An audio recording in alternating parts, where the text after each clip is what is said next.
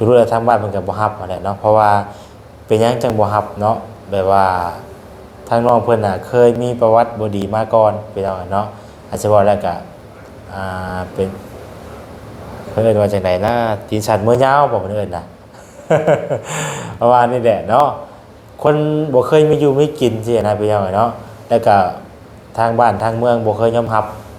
ทางน้องเพิ่นเนาะตามที่ว่าเฮาได้ยินมาอันนี้นะประวัติของน้องเพิ่นน่ะว่าน้องเพิ่นเคยตีนสั่นมือยาวไปหา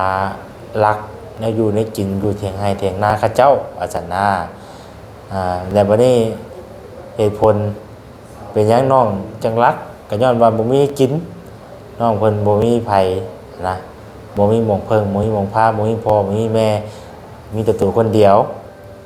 บัดนี้ถามว่าเอ้าน้องเพิ่นคือบ่ไปรับจ้างก็อันนี้เฮาก็บ่ฮู้นำน้องเพิ่นนั่นแหละน้องพี่น้องเอ้ยคือว่าแล้วมันขาดคนอบรมแล้วก็ขาดคนเว้าคนบอกคนแนะนำนั่นนี่นะแนวทางให้แล้วไผก็บ่รับน้องเพิ่นเด้พี่น้องเนาะจักสิไปเว้าจักสิไปบอกแบบใดนะแนะนำแนวทางเพิ่นจังซั่นจังซี่นะพี่น้องเนาะเพิ่นก็จังเอ้ยและเฮ็ดให้ทางในบ้านเพิ่นน่ะกังวลใจสมมุติว่าเพิ่นรับมาเนาะอันนี้คือความคิดของบ่แซนนะอาจจะเป็นความคิดในบ้านเพิ่นลักษณะแบบที่เฮ็ดให้ในบ้านบ่สบายใจย้อนว่าสมมุติว่าเพิ่นรับมาอยู่พี่ปุ๊บน่ะแต่ญาติน้องเพิ่นน่ะไปหารักหาเล่มอีกคือเก่าว่าซี่นะพี่น้องเนาะเพิ่นก็เลยทางลูกบ้านก็บ่ยอมรับบัดนี้สาเหตุอันนั้นพี่น้องเนาะก็เลยว่าเอ้าจังไดก็เพิ่นบ่รับแล้วนะพี่น้องเอ้ยแล้วก็ทั้งบ่ล่าเพิ่นเว้าว่าเพิ่นสิเฮ็ดกระต๊อบให้น้องเพิ่นอยู่หันตอนนี้อยู่บ้านน้องเพิ่นเองในตอนนี้แหละหม้องที่ว่าบ่ใช่เข้าไปซุมื้อแหละพี่น้องเอ้ยแต่วันนี้ในเมื่อนั้นในบ้านเพิ่นบ่รับแล้วก็มีแต่รอติดตามเบิ่งนำกันเนาะว่าตอนนี้คือได้ยินข่าวแว่วๆแล้วว่าทางบ่ล่าเพิ่นก็มีงบในจำนวนหนึ่งอยู่สิเฮ็ดกระต๊อบให้น้องเพิ่นน่ะนะแล้วก็สิมีทั้งว่าพรว่าหยังนำเพิ่นนำบ่ประมาณนี้แหละพี่น้องเอ้ยเนาะว่าสิหาเฮ็ดกระต๊อบให้น้องเพิ่นอยู่พักเช้าอยู่แถวนั้นก่อนนะพี่น้องเอ้ยเนาะแต่บัดนี้เรื่องดินเรื่องดอนนี่ตัวนี้อาจจะยังบ่ได้มีงบเนาะแล้วก็อาจจะยังบ่มีผู้ทันได้ขายให้อันนี้ก็เราลุ้นมาร่วมกันอีกเนาะเรื่องดินเรื่องดอนพี่น้องเอ้ยเนาะแต่บัดนี้งบที่ว่าแซนได้แจ้งไปมื้อนั้นเนาะว่ามีงบสิเฮ็ดกระต๊อบให้เพิ่นในมื้อนั้นพี่น้องเอ้ยเนาะในเมื่อว่าทางน้องเวยนี่เนาะน้องเวยนี่แล้วก็กับทางในบ้านเพิ่นบ่รับมาแล้วนะพี่น้องเอ้ยเนาะงบตัวนี้น่ะทางแม่เพิ่นก็ว่าเอาไว้นำบ่แสนก้อนว่าซั่นนะเพิ่นได้บอกแล้วพี่น้องเนาะทางแม่เพิ่นบอกแล้วว่าเอาไว้กับบ่แสนก้อนก็คือว่าทางสมมุติว่าน้องเวยเพิ่นได้ย้ายมาอยู่ใกล้น้องสายฝนดีๆคือทางแม่เพิ่นสิช่วยได้เต็มที่พี่น้องเอ้ยเนาะคือตอนนี้น่ะทางแม่เพิ่นก็บ่อยากให้อยู่ในป่าในร้อนในชั้นน่ะนะพี่น้องเอ้ยเนาะอยากให้มาอยู่ใกล้น้องสายฝนคือจุดประสงค์ของทางแม่เพิ่นที่ว่าเพิ่นฝากเงินมาให้บ่แสนมีงบที่ว่าเฮ็ดกระต๊อบให้เพิ่นน่ะนะเนาะในเมื่อว่าทางในบ้านเพิ่นบ่ยอมรับเอาแล้วแล้วก็มีแต่ว่างบตัวที่ว่าเพิ่นฝากมาให้เฮ็ดกระต๊อบนี่ก็แม่นทางแม่เพิ่นบอกบ่แสนไว้แล้วว่าให้เก็บไว้นำบ่แสนก่อนแต่เฮาจังเบิ่งไปนำกันก่อนอันนั้นพี่น้องเอ้ยเนาะ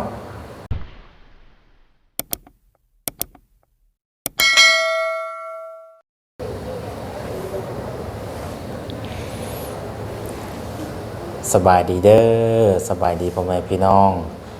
เบิดสุขุสู่คนพี่น้องเอ้ยพ่อกับซ่องบ่แสนอีกแล้วเนาะอยู่หม่องเก่าหม่องเดิมพี่น้องเอ้ยเนาะตอนนี้ก็อยู่พักอยู่บ้านพักพี่น้องเอ้ยเนาะอยู่เซทะมวกเนาะอยู่เซทะมวกแต่บ้านนี่บ่ฮู้เนาะ อุดมไซบ่พี่น้องเอ้ยเนาะอยู่บ้านอุดมไซอยู่เซทะมวกเนาะเมืองพีนพี่น้องเอ้ยอยู่หม่องเก่าหม่องเดิมแล้วก็ห้องเก่าอีกครับเนาะขนาดบ่ได้จองไว้กับห้องเก่าพี่น้องเอ้ย เนาะเอาหลังจากที่ว่ามื้อนี้เนาะสำเร็จภารกิจเนาะเรียกว่าสร้างเครื่องสร้างของ เฮือนซานของทางลุงโจยหรือว่าทางน้องไสพลพี่น้องเนาะถือว่าเป็นเสาเฮือนเสาซานเพิ่นก็มาส่งเป็นที่เรียบร้อยแล้วหม่องแรงนี่เนาะแต่ว่าตอนเพิ่นมาส่งนี่ดีน่ะเบาแซนบ่ได้อยู่ตอนเพิ่นมาส่งเสาน่ะพี่น้องกับปูนน่ะเนาะ พอดีว่าช่วงบ่ายได้เพิ่นมาส่งช่วงบ่ายรอบที่สองก็เลยบ่ได้อยู่เบิ่งน้ำเพิ่นพี่น้องเอ้ยเนาะอ่าตอนเช้าน่ะเพิ่นมาส่งแฮส่งทรายแล้วก็ดินบล็อกเนาะต่อมาก็เสาแล้วก็ปูนพี่น้องเอ้ยเนาะแต่ว่าปูนกับเสานี่เพิ่นมาส่งรอบตอนบ่ายๆบ่แซนเนี่ยบ่แซนก็เลยบ่ได้อยู่ตอนนั้นพี่น้องเอ้ยเนาะพากันไปหาน้องเวยเนาะก็เลยบ่ได้อยู่พี่น้องเอ้ยเพิ่นมาแล้วก็กลับมาแต่หันก็พอดีกลับมาแต่ที่พักที่เช้าของทางน้องเวยก็มาเห็นเสาเพิ่นมาส่งกับปูนเป็นที่เรียบร้อยแต่ว่ายังขาดอยู่5ซอบพี่น้องเอ้ยเนาะยังขาดอยู่5ซอบที่ว่าเพิ่นบ่ได้เอามาส่งนะเพิ่นลืมเนาะเพราะว่าสั่งน้ำผู้หนึงแต่ว่าผู้หนึงไปจัดเครื่องสินะก็เลยสั่งเอามาบ่ครบเนาะก็เลยว่าบ่เป็นหยังยังหาสอบผู้ใดเดียวบ่แซนสิไปเอาเนาะเพราะดีว่าถ้าว่ากลับบ้านนี่นะกลับบ้านก็ค่าขึ้นมากก็ที่สิแวะเอาเลยสินะพี่น้องเพราะว่าห้านเพิ่นก็อยู่ใกล้ทางพอดีเดี๋ยวบ่แซนแวะเอาเนาะก็บ่เป็นหยังหาสอบพี่น้องเอ้ยยันว่าเพิ่นขึ้นมาแล้วก็สิว่าช่วงหาสอบก็จะว่าเพิ่นบ่อยากมาหาพี่น้องเอ้ยเนาะก็เลยว่าสิเอามาเองบ่เป็นหยังเนาะคันขึ้นหลายก็ให้เพิ่นได้มาส่งพี่น้องเอ้ยอันนี้หาสอบทางบ่แซนเอามาส่งทางบ่แซนเอามาเองได้เนาะ เอามื้อนี้เราพี่น้องเนาะที่ว่าทางบ่แซนออกมานั่งเว้านั่งคุยโอ้ลมกันกับทางพ่อแม่พี่น้องเบิดทุกผู้ทุกคนในมื้อนี้ก็สิมาเว้าเรื่องน้องเวยเนาะฮะน้องเวยบ่ก็สิมาเว้าเรื่องน้องเบยพี่น้องเนาะชื่อเพิ่นก็อยากเว้าอย่างในนึงยังบ่คุ้นชื่อเพิ่นปานใดเพราะว่าถือว่าเป็นเคสใหม่เนาะกำลังมาแฮงนี่แหละตอนนี้พี่น้องเอ้ยเนาะพอดีว่าเมื่อนี้ทางบ่แซนเข้าไปหาน้องเบยเนาะก็พอดีว่าเฮาเข้าไปแล้วก็ได้ได้ลมกับน้องเพิ่นเนาะก็ได้บอกว่า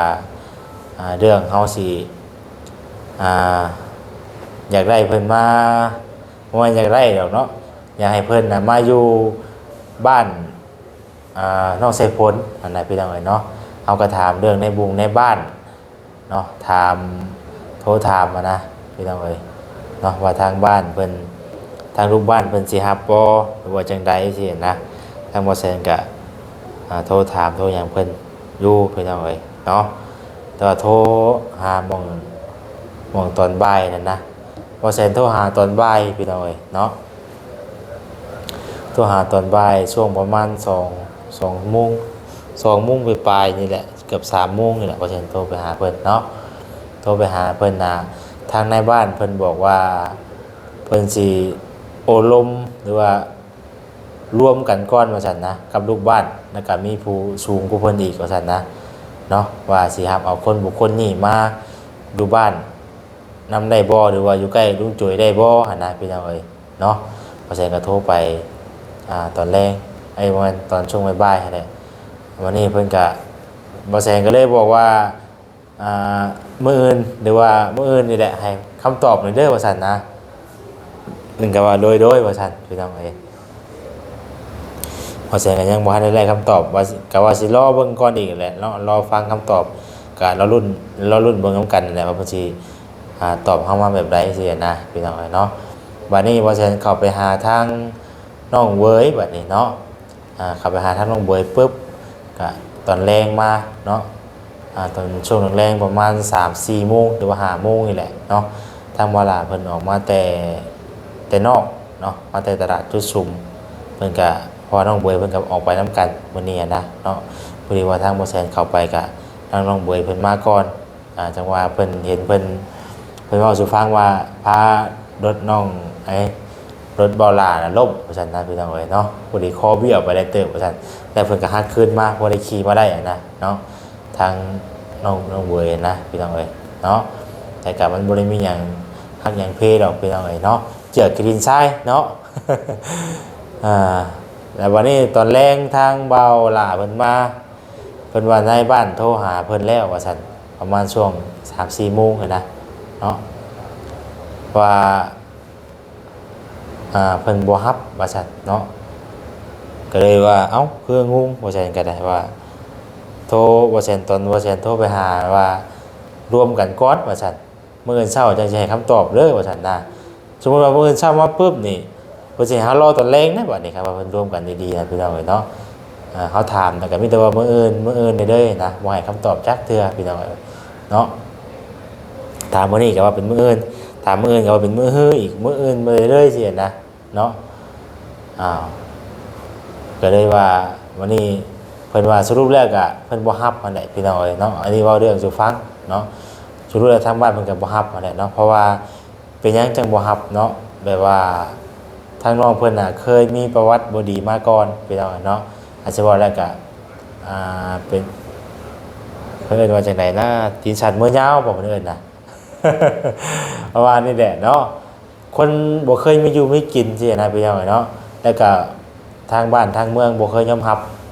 ทางน้องเพิ่นเนาะตามที่ว่าเฮาได้ยินมาอันนี้นะประวัติของน้องเพิ่นน่ะว่าน้องเพิ่นเคยตีนสันมือยาวไปหาลักแนวอยู่ในกินอยู่เถียงไร่เถียงนาเขาเจ้าว่าซั่นนะแล้วบัดนี้เหตุผลเป็นหยังน้องจังรักก็ย้อนว่าบ่มีกินน้องเพิ่นบ่มีไผนะบ่มีหม่องเพิ่งบ่มีหม่องพาบ่มีพ่อบ่มีแม่มีแต่ตัวคนเดียวบัดนี้ถามว่าเอ้าน้องเพิ่นคือบ่ไปรับจ้างก็อันนี้เฮาก็บ่ฮู้นำน้องเพิ่นนั่นแหละเนาะพี่น้องเอ้ยคือว่าแล้วมันขาดคนอบรมแล้วก็ขาดคนเว้าคนบอกคนแนะนำนั่นนี่นะแนวทางให้แล้วไผก็บ่รับน้องเพิ่นเด้พี่น้องเนาะจักสิไปเว้าจักสิไปบอกแบบใดนะแนะนำแนวทางเพิ่นจังซี่นะพี่น้องเนาะเพิ่นก็อยู่ก็เลยกลายเป็นคนเร่ร่อนไปบัดนี้พี่น้องเอ้ยเนาะกลายเป็นคนเร่ร่อนไปเลยบัดนี้พี่น้องเอ้ยเนาะแต่วันนี้ก็เลยจำเป็นต้องแบบว่าไปลักไปยางที่นะอันนี้เว้าตามที่ฮู้มาพี่น้องเอ้ยเนาะแบบว่าประวัติน้องเพิ่นประมาณคร่าวๆแบบนี้ แต่ว่าถามว่าลักเนี่ยลักเนี้ยใครคือเป็นเงินเป็นข้ามเพิ่นก็บ่ได้ลักนึกลักเข่าในติ๊บเขาเจ้าหนึ่งไว้ในหน้าแหละลักอะไรลักเอามากินเจ้าของนี่แหละพี่น้องเนาะเพราะว่าถ้าเพิ่นไปหาลักเงินลักค่ำลักแนวมันสิร่ำสิรวยน่ะเพิ่นบ่ได้อยู่แบบนี้ดอกพี่น้องเนาะเพิ่นบ่ได้เป็นคนเร่ร่อนแบบนี้ดอกเนาะนี่ครับไปหาลักข้าวลักน้ำแล้วอยู่ได้กินไปซื่อเขาย้อนว่ามันบ่มีมันก็เลยจำเป็นต้องไปนั้นนะพี่น้องเอ้ยและเฮ็ดให้ทางในบ้านเพิ่นน่ะกังวลใจสมมุติว่าเพิ่นรับมาเนาะอันนี้คือความคิดของบ่แซนนะอาจจะเป็นความคิดในบ้านเพิ่นลักษณะแบบที่เฮ็ดให้ในบ้านบ่สบายใจย้อนว่าสมมุติว่าเพิ่นรับมาอยู่พี่ปุ๊บน่ะแต่ญาติน้องเพิ่นน่ะไปหาลักหาเล่มอีกคือเก่าว่าซี่นะพี่น้องเนาะเพิ่นก็เลยทางลูกบ้านก็บ่ยอมรับบัดนี้สาเหตุอะไรพี่น้องเนาะก็เลยว่าเอ้าจังไดก็เพิ่นบ่รับแล้วนะพี่น้องเอ้ยในเมื่อเพิ่นบ่รับเนาะเฮาก็บัดนี้อันนี้ตามแล้วก็ทางบ่ล่าเพิ่นว่าเพิ่นสิเฮ็ดกระต๊อบให้น้องเพิ่นอยู่หันตอนนี้อยู่บ้านน้องเพิ่นเองในตอนนี้แหละหม่องที่ว่าบ่ใช่เข้าไปซุมื้อแหละพี่น้องเอ้ยแต่เพิ่นมีดินเขาเจ้าสิขายให้บ่หรือว่าจังใดก็ยังบ่ฮู้อะไรพี่น้องเนาะเรื่องหม่องอยู่หม่องเซาลักๆอียังบ่ฮู้จักเพิ่นสิให้อยู่ใส่กันแท้นะทางบ่ใช่เองก็เพราะว่าเข้าไปรอบนั้นก็เพิ่นก็ยังว่าเพิ่นเคลียร์หม่องอยู่ให้น้องเพิ่นไว้แล้วแต่ว่ายังบ่ฮู้ว่าอยู่จุดใดเนาะหม่องใดนะมีแต่เราติดตามเบิ่งวันนี้น่ะว่าทางวลาสิให้น้องเพิ่นน่ะอยู่พักอยู่ไสก่อนหรือว่าเฮ็ดกระต๊อบให้อยู่ไสพี่น้องเอ้ยเนาะคือตอนนี้ก็ อ่าในบ้านเพิ่นบ่รับแล้วมีแต่สิถามได้ใดนะพี่น้องแล้วเพิ่นก็บ่รับแล้วนะเฮาก็จักสิไปฝืนได้ใดเนาะ เขาจะกูสิว่าใช่ก็ได้เนาะในเมื่อเพิ่นบ่รับในเมื่อเฮาก็อยากซอยเพิ่นเต็มที่แล้วนะในเมื่อเฮาก็อยากเต็มซอยอยากซอยเพิ่นเต็มที่อยากให้น้องเพิ่นมาอยู่ใกล้เป็นหยังคืออยากเอามาเนาะเอาเป็นหยังคืออยากให้น้องเพิ่นมาอยู่ใกล้นี้มันคือมันสะดวกหลายอย่างนะพี่น้องเอ้ยเนาะเพราะว่าจังไดน้องเพิ่นก็เป็นคนเร่ร่อนอยู่แล้วนะบ่มีหม้องพักอาศัยอยู่แล้วนะอยู่ไสก็อยากในเมื่อว่าเฮาในเมื่อว่ามีผู้ใหญ่เพิ่นอยากซื้อดินให้แหละอ่าเฮาก็สามารถเลือกได้มันบ่ว่าเฮาต้องอยากไปอยู่ไส มันต้องแบบว่าอยู่สะดวกสบายก่อนเขาจังไปเสียนะพี่น้องเนาะอันนี้สมมติว่าอยู่ในหันน่ะมันก็อยากลำบากอยู่มันจะอยู่ในพี่น้องเนาะอยู่ในลึกเลยแต่ว่าในการช่วยเหลือนี่ก็มันก็สิลำบากแฮงเพราะว่าย่ามพลนี่มันไปบ่ได้เลยพี่น้องย่ามแดงยังพอไปได้แต่ว่าย่ามพลนี่มันชุดเลยช่วงนี้มันก็สิเข้าใกล้หน้าพลนะพี่น้องเนาะ ในวันนี้ในเมื่อนั้นในบ้านเพิ่นบ่รับแล้วก็มีแต่รอติดตามเบิ่งนำกันเนาะว่าตอนนี้คือได้ยินข่าวไปแว่วแล้วว่าทางบ่ล่าเพิ่นก็มีงบในจำนวนหนึ่งอยู่สิเฮ็ดกระต๊อบให้น้องเพิ่นน่ะนะแล้วก็สิมีทางว่าพรว่าหยังเนาะเพิ่นนำบอกประมาณนี้แหละพี่น้องเอ้ยเนาะว่าสิหาเฮ็ดกระต๊อบให้น้องเพิ่นอยู่พักเช้าอยู่แถวนั้นก่อนนะพี่น้องเอ้ยเนาะ แต่วันนี้เรื่องดินเรื่องดอนนี่ตัวนี้อาจจะยังบ่ได้มีงบเนาะแล้วก็อาจจะยังบ่มีผู้ท่านได้ขายให้อันนี้ก็เราลุ้นมาต้องกันอีกเนาะเรื่องดินเรื่องดอนพี่น้องเอ้ยเนาะแต่บัดนี้งบที่ว่าแซนได้แจ้งไปมื้อนั้นเนาะว่ามีงบ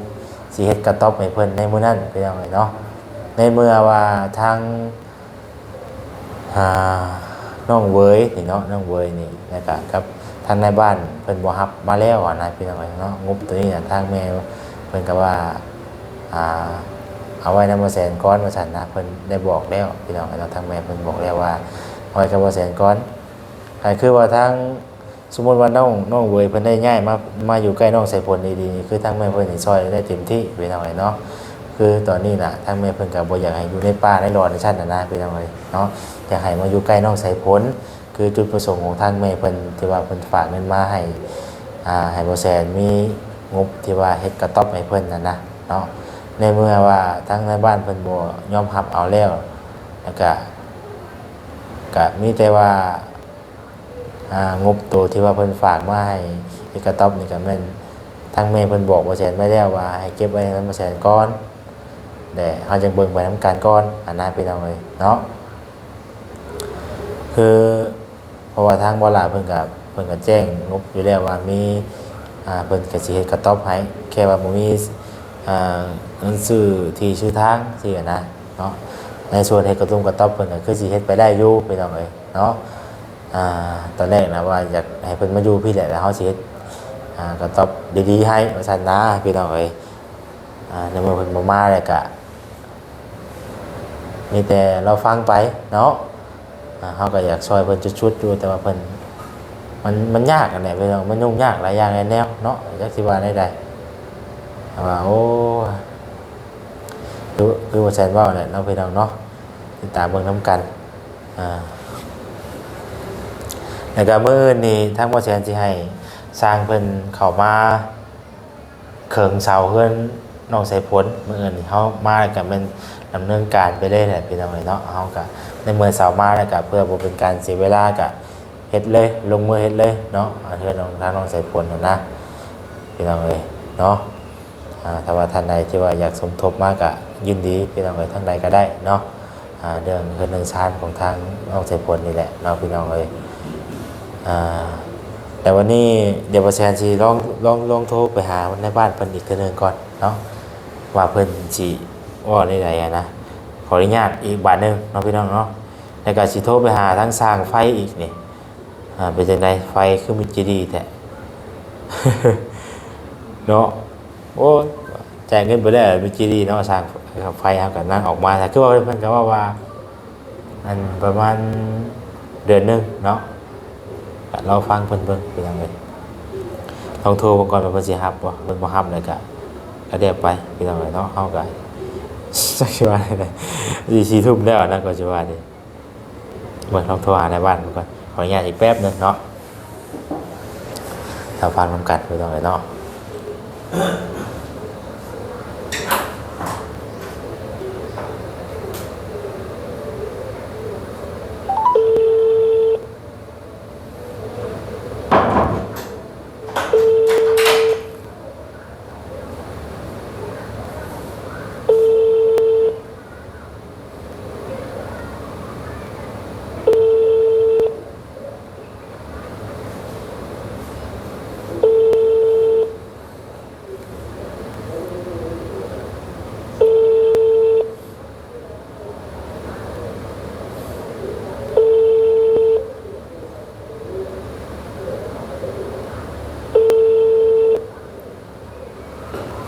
มันบ่ฮับเนาะบัด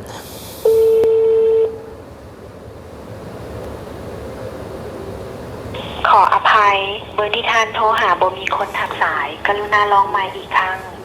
Sorry the number you dialed is บ่ฮับสายอ๋อเนาะ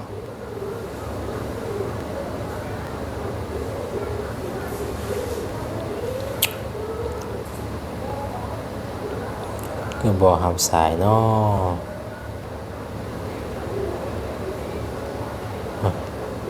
เอาโทรหาสร้างไพ่เพิ่นเบิ่งอีกก่อนสร้างไพ่สิฮับอยู่บ่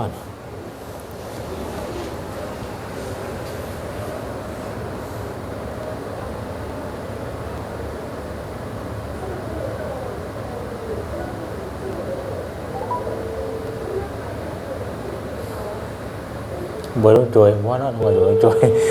90คือกันก็แล้วนอนแล้วบ่จักเนาะนี่เบอร์แปลกๆบ่ฮับบ่จัก กรุณาฝากข้อความเสียงไว้ หลังจากเสียงดังดีที่สุดเนื่องจากเบอร์โทรที่ท่าน พี่สายเอาทีมอีกเลย โอ้ยเนาะว่าไปกับบ่ฮับเบิดบัดเอ้านี่คักพี่น้องเอ้ยทางไปกับบ่ฮับสายอีก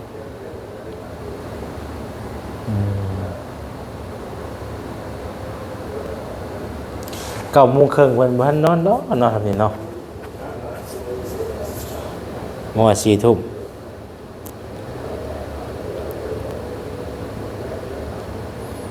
เราโทรหาในบ้านอีกบัดนี้เพิ่นบ่ฮับก็คือยาพี่น้องเนาะ แล้วก็สิว่าโอ้ยบ่โทรนำโทรนี่แต่บัดนี้บ่ให้ได้เนาะ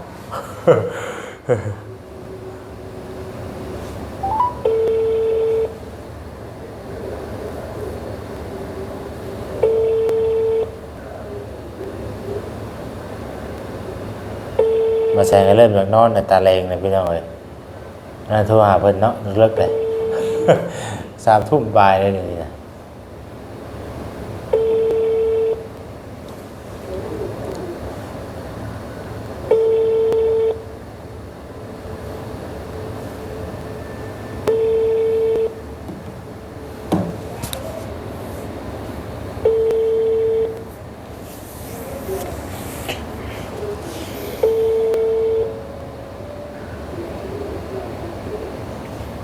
ขออภัยเบอร์ที่ท่านโทรหาบ่มีคนทักสายกรุณา บ่ครับเอ้ากะยาพี่น้องเอ้ยเนาะในเมื่อบ่ฮับแล้วกะบ่เป็นหยังเนาะ